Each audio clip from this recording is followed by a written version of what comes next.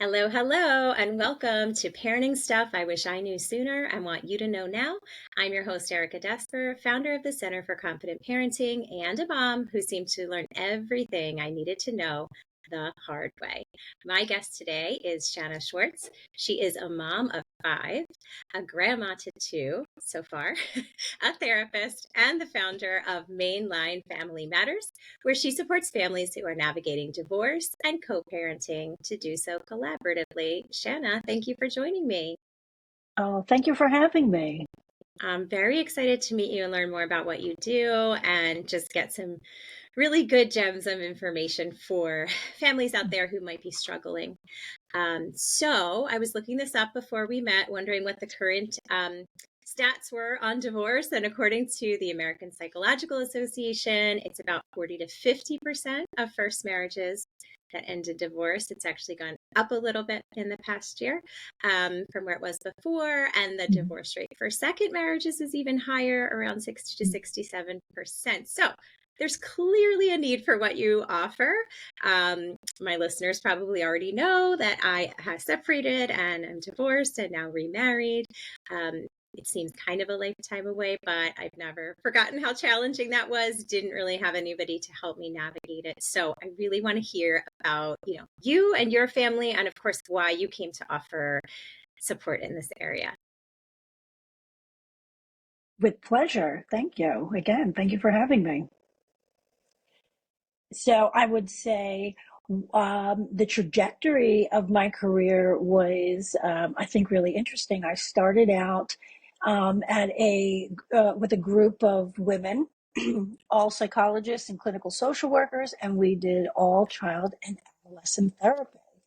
And organically, within the group, I was taking, shall we say, what we call the high conflict cases, the cases that really are out of the comfort level of most therapists. Why? Because they usually involve you having to testify in court, and justifiably, that's not everybody's comfort level. And it turned out that I was okay with it. I'm not saying I love it, but when your heart is in it to protect children, you kind of build up that oomph and that stamina to be able to, do the tough stuff. So over time and over various trainings, I became certified in mediation and divorce training, as well as in what we call I'm trained in collaborative divorce, which we can get into later what that is. And that evolved into eventually my leaving that practice, opening up my own practice, where we do co-parenting, parent coordination, reunification, child and adolescent therapy. Mostly, I would say we are 90% court-ordered work, 10% voluntary. My partner happens to be my beautiful 30-year-old daughter. And hand in hand, we handle these very difficult cases with hopes that when we leave these families, we leave them better off than we found them. That's ultimately our goal, and that's our passion and why we do what we do. And that's how we came to sort of do what I call the heavier, uglier, more complex work. I mean, someone's got to do it, right? Because there's a lot of heavy, ugly stuff going on out there. And I've had the Yes. privilege, I don't know if I would call it that, of seeing both. So I am a child of divorce myself. So that one was very, very heavy and ugly, which is, I think, part of why when I decided to divorce my partner, I was like, first things first, we can't do that. Like, it's got to be, I have a feeling that we did collaborative. We just didn't know there was a word for it, but I'm going to hear you define it later and I'll decide if that's what we did.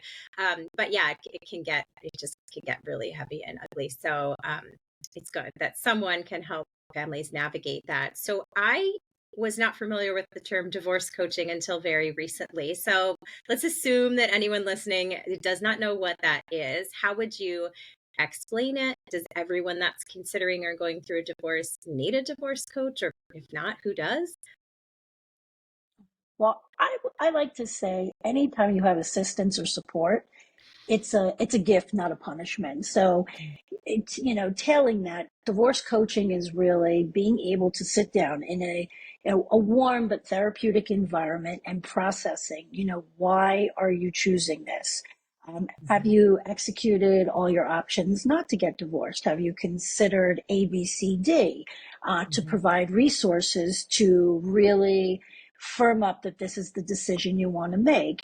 And then, if that is in fact the decision that you want to make, my goal is to be able to teach people to put their children first, put their differences Mhm. aside, put their children first. Let's not worry about stuff. Let's not worry about time spent with kids and this definition of 50-50. It's quality versus quantity. And more importantly, it's how are we going to raise these kids together? What is our parenting plan? What are our morals and our values as a set of co-parents that want to do the best by our kids? So that's Mhm. really, I would say, for me and for my practice, the embodiment of divorce coaching. Okay.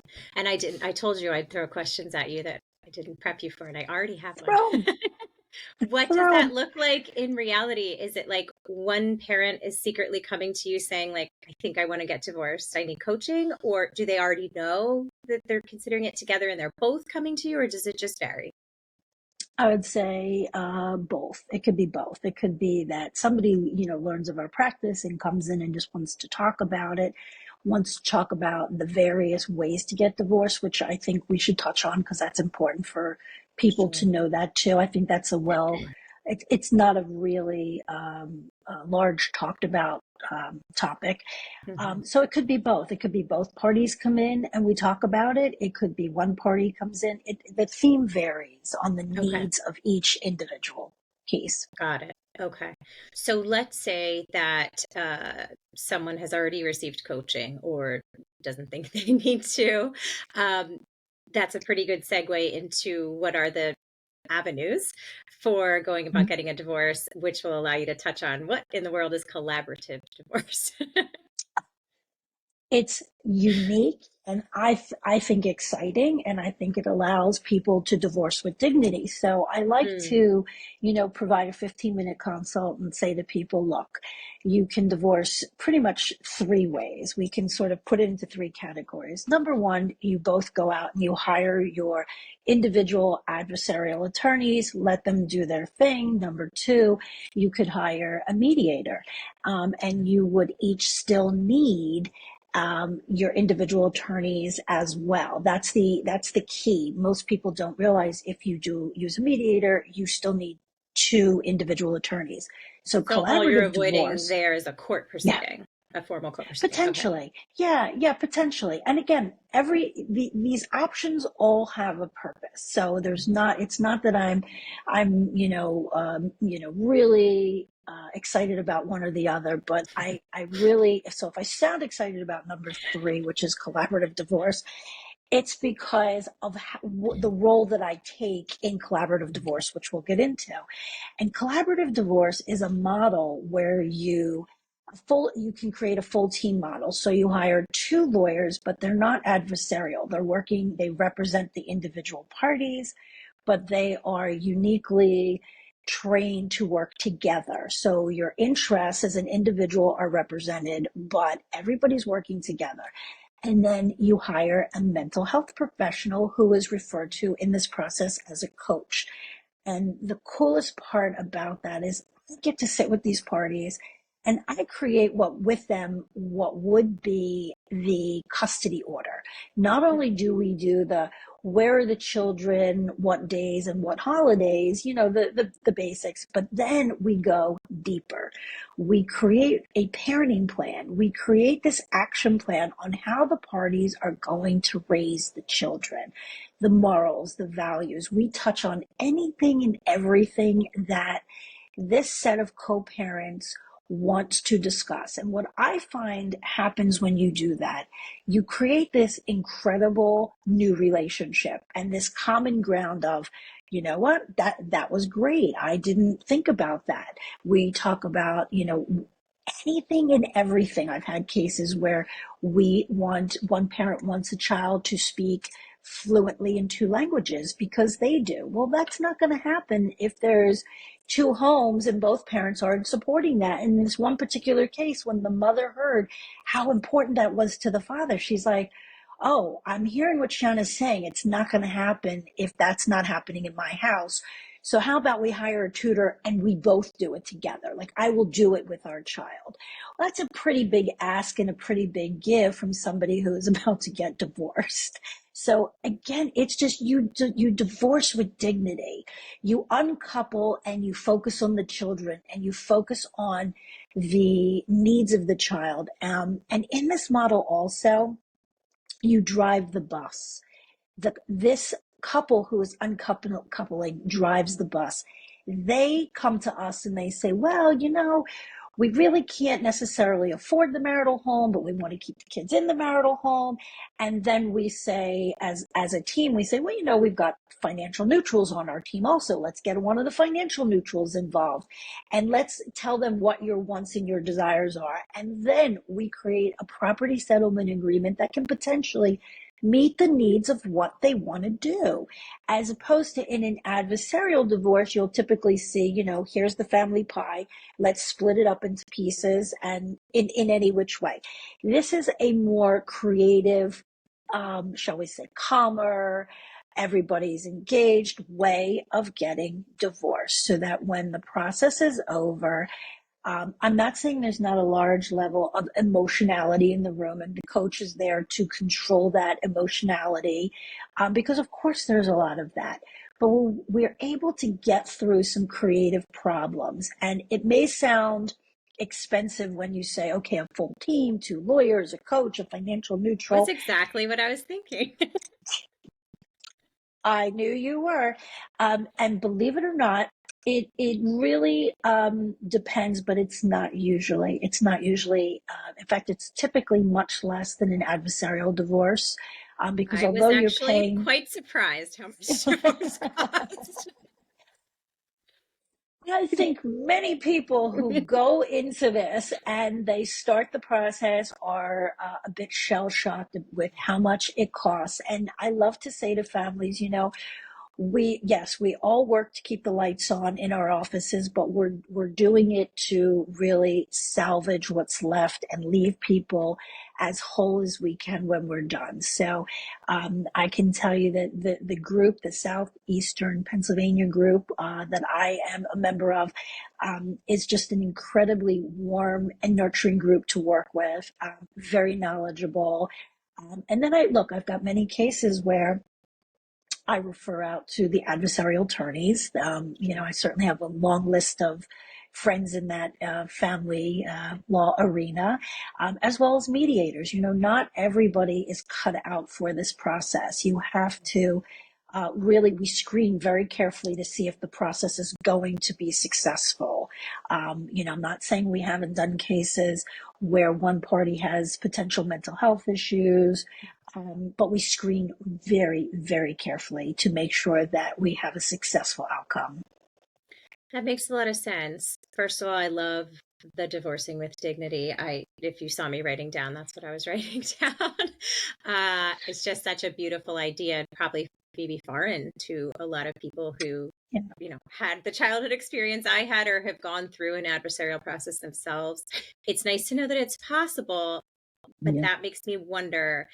It sounds to me like you would need both parents to be open to this process. Mhm. And obviously, if one person's maybe initiating the divorce and the other one's kind of being dragged along, I could see that being like, I don't want to do it this way. I'm not, yes, we all want to put our kids first, but maybe someone's feeling hurt and angry and resentful and wanting to get back at that person. So, is it fair to say that for this sort of collaborative process and this co-parenting coordination that sounds so awesome, that both parents need to be on board? But then you also said it's often court ordered. So I'm not sure Mm. what my question is, but can you clear that up? I can absolutely clear this out for you. So let's take the second half of what you said and put that on the shelf for a second. So the Okay. first half of your question is, yes and no. I mean, I recently had a case where mom wanted to get divorced. Dad made it very clear to me he was not interested in getting divorced. He wanted to work on the marriage. And we worked around that a little bit. And when he finally came to terms with, this was going to happen, whether he was a willing participant or not, she was going to go down that road. And I certainly encouraged him to, think about that, process it, mourn it, and then decide what would be the best for him as well as the kids. And eventually we got the team in place, and he really did come around and was incredibly cooperative. So, again, yes, if somebody is really, really past the point of anger and despair, it's probably not going to work out. So again, this is why we screen the cases very carefully, right? We don't just assume this process is going to work for everyone. We are very careful. The coaches do a thorough screening of the parties. Number one. Now, the second part of your question. So, co-parenting and parent coordination are two separate categories. I Oh, think it's good. important. Please break. Oh, Yeah. please. Balloons Balloons just out went of off. nowhere. Hey, you never know what's going to happen around here. I Yeah, love I it. I and I love I it. probably kind of got ahead of myself. So yeah, break that down for us. The two Yes, things that you yes, just with said. pleasure. With pleasure. So again, collaborative divorce is a really mindful and probably ultimately more healthy way to divorce. But then there's what we call parent coordination, and parent coordination is something that family lawyers and therapists are trained in, and we re-up that training obviously every year. And what happens is the judges, they like to call them frequent flyers. So these are the adversarial customers. And what happens is the judges start seeing these families. They call them frequent flyers because what? They're always in there. They can't decide where Johnny's going to play baseball. They can't decide where Johnny's going to go to camp. It's any little issue. So it's a really unique process where the judge says, we're going to appoint a parent coordinator. Usually our appointment is for a year, and there is a very specific list of things that we are allowed to rule on, and we're able to hear the arguments from the parties, right? And they can say, well, I want Johnny to play baseball in my district, I want Johnny to play baseball in my district. And we listen, and we take copious notes, and we analyze, and then we make a ruling. And then we send that ruling to the courts, and it can be appealed, but it's typically the judges don't really overrule the decisions, because the whole point of the program is to be able to keep a lot of the you know quick and easy things that we can handle out of the courts. And so that is, I actually enjoy doing that very much, because I take a position in that where I actually try and teach families how not to need me in a year again, how not to have me reappointed.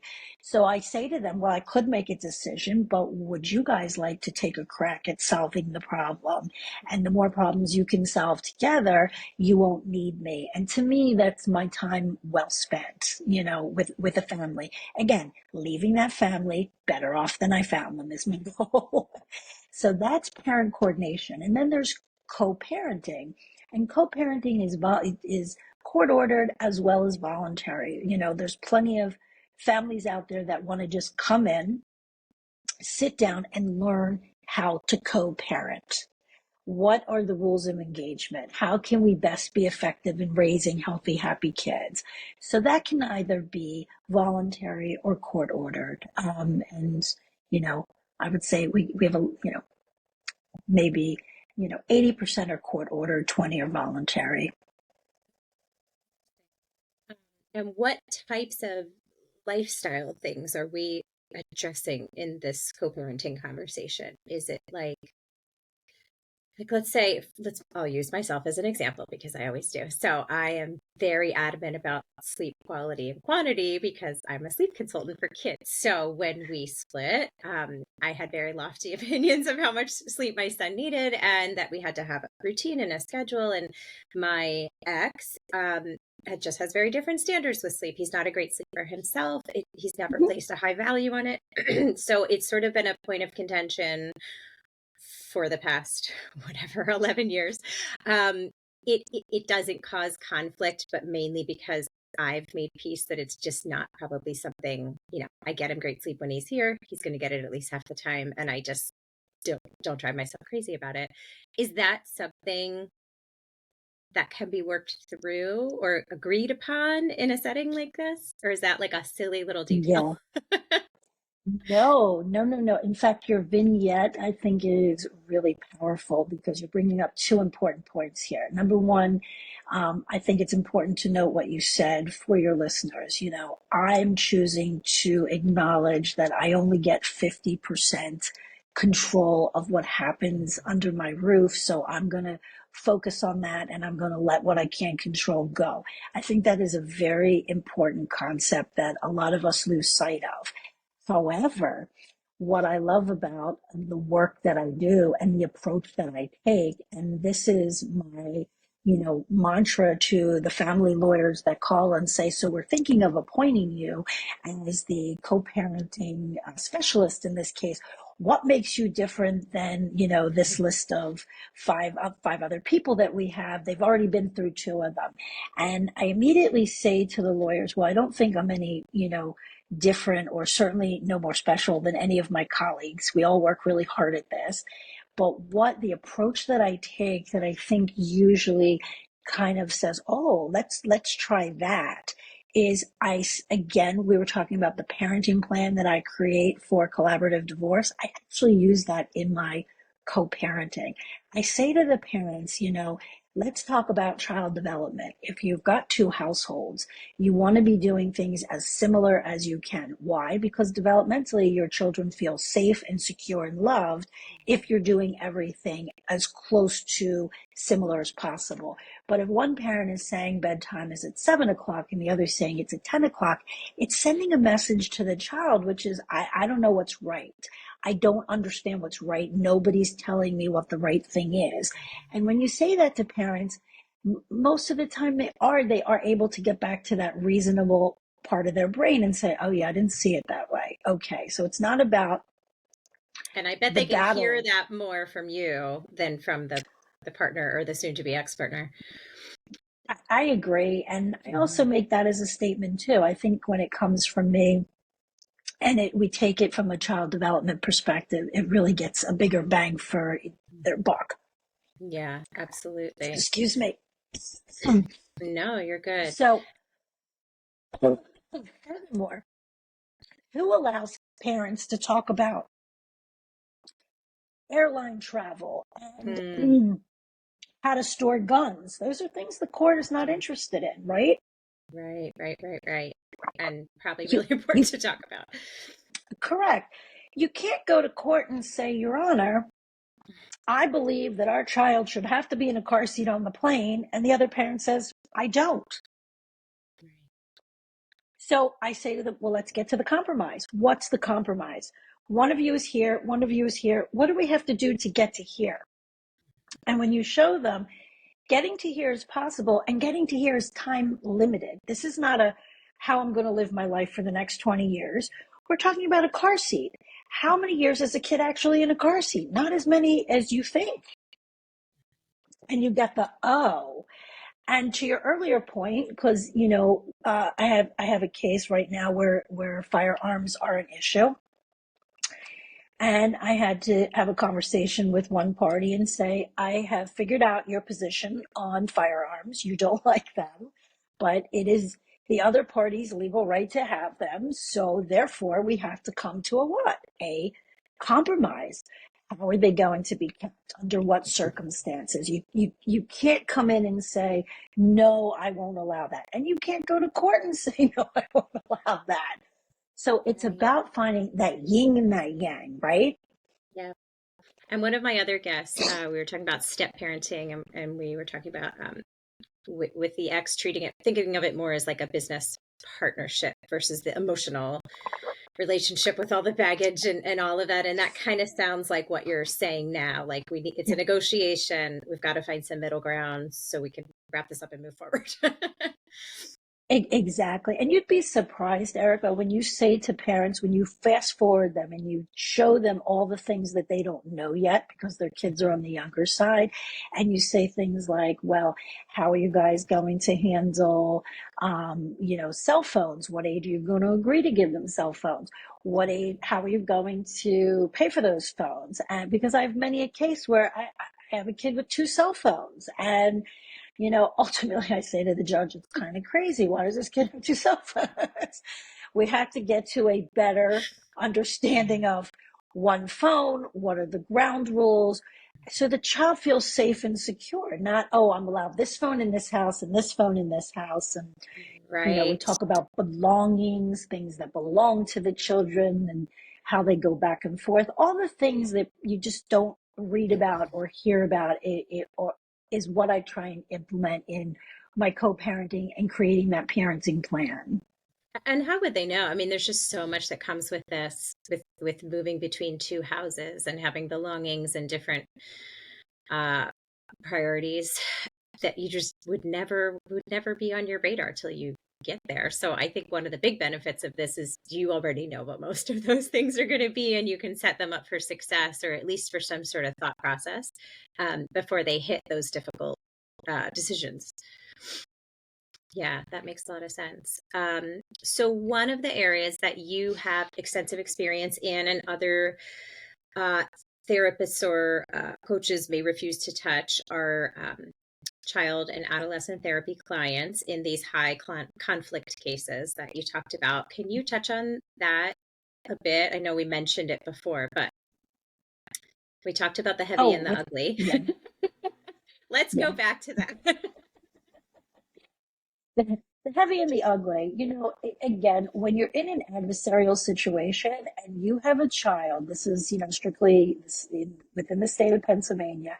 If your child is under the age of 14, you have to have both parents consent. So as a therapist, you could hire me today, or you could hire my daughter today. If you don't like what I have to say, or you potentially think that I'm going to go to court and not side with you, chances are you're going to fire me, and you're going to be able to do that. And most therapists, it's not why we're in this for the work. We're in it to help children. So if you're being blocked by one parent or the other, you really can't effectively help a child. So it gets complicated. And as I said before, and I say with all respect to most of my colleagues, they don't want to be brought into court. It's time consuming, it's emotional, it takes away from their ability to help most kids in their regular clients, because you're in court all day, you're prepping. It's really um, labor intensive, and it's very emotional. So again, we do this, but we do it, because we kind of fell into it. I always say it found us. We didn't find it. I would say my daughter and I, our passion is really to make sure that if we can't get parents to agree, if all else fails in my work, I want to know that I can teach a child to grow up as healthy and happy and as well centered as possible in the chaos that is their everyday life. So again, this is tough work. This is not for everybody. I have full respect for that. And we're willing to do it at least for the near future. It is so beautiful. I mean, someone has to. So I think it's really encouraging for parents to hear. I just remember how all the things overwhelming and terrifying. And when I finally realized in my own mind and own heart, like, I don't want to be here anymore. I want something different. And this is going to turn my life upside down. And like, what's it going to do to my kid? Although he was so young, he doesn't really remember. Um, there's just so much that comes with that. And I really can't even imagine the benefit, like how great the benefits would be of having somebody guide you through that and keep you calm and help you look out for potential obstacles. Um, and like I said, we were able to be very friendly and cordial about it. We had no assets to fight over, so that made it really easy. Uh, and we were able to put our child first. But I know from my childhood experience that isn't always possible for lots of really valid reasons, or just both people can't meet there. So I can't believe I've gotten this far in my parenting, my personal parenting journey and my professional journey as a parent supporter, and did not know that something like this existed, didn't have a full understanding of like what it was. And so I'm so excited for everyone to hear this and know that there are more collaborative options. There's a way to do this with dignity. I think that's really important to hear. And whether you do or don't, can or can't, there's somebody to help the kids sort of navigate it. And like you said, become the most, the healthiest people they can be. So that's really great.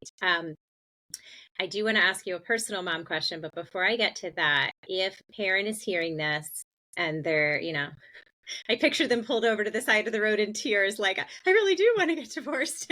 Maybe they're just realizing it. Like I had my aha moment. I still remember exactly where I was and what I was doing. Any words of advice that you haven't said yet? Like, what would you say to that parent that's at the very beginning and is feeling that just epic, overwhelm and realization? I'd say take a lot of deep cleansing breaths and do your homework. Really dive into what your options are. And do that with professionals. I always say friends and family are great, and I cherish my friends and my family who have been through everything and anything with me and highly supportive. But you want to really go to neutral parties, right? I say that with full love and respect. Neutral parties. You want to come and sit with somebody who has no judgment and is able to talk to you in a way that is leaving the emotionality on the shelf and really able to get you to get to the heart of why are you thinking what you're thinking and give you the resources that you need, whatever they are, whether it's an individual therapist, whether it is, a family lawyer from my Rolodex. It's what do you need? Yeah. Awesome. Do you have an actual Rolodex, like old school I, still? I can't lie. I'm a grandma. I have a box and I still Oh my like goodness. cards. I I still knew like it. I knew that cards. about you. I'm a Yeah, paper person myself, so I there's no love judgment my in that. paper. And I still Full say disclosure. CDs, like I don't say streaming albums. I kind of date myself too. I think that's excellent, excellent advice. So, all right, for my final question, take off your professional hat, your coach hat, um, your therapy hat, and think about your own parenting journey. So, as a mom to 5 grown children, which just blows my mind because I have one and I can barely handle it, and 2 grandchildren, and you've just seen so many other children, navigate things and grow up. What is one thing that you learned on your parenting journey that maybe we haven't touched on yet that you wish you had found out sooner or realized sooner and you'd love to share with other parents right now? I would say don't negate your gut. Don't negate Mm. that feeling, that deep feeling when you're looking at your child or you're listening to your child. Your first instinct is usually the right instinct. So if you are feeling something's not right, don't ignore it. Go investigate it. And if you feel like they are trying to push something away, give them the time, let them go down the path, but also make sure you're still behind them to catch them, not in front of them pushing them. Mm, I love that so much. I am a huge fan of trusting your gut, which I will touch on again as we wrap up. This was awesome. I'm so excited to know you. I definitely want to have you back again to talk more. Of course, I want to have your daughter in and talk about her therapy and what she's learned too. Shana, thank you so much for joining me. Listeners, I will be back soon with more stuff that I and others wish we knew sooner. In the meantime, I'll leave you with my list of my stuff that I learned the hardest way. And they are, as always, number 1, accept help when it's offered to you. 2, if it isn't, ask for it. 3, this resonates with what you said, Shanna. You are the expert on your child. Trust your gut. And if you need to be, number 4, be the squeaky wheel. Thank you so much for listening, everyone. Bye. We'll be back soon.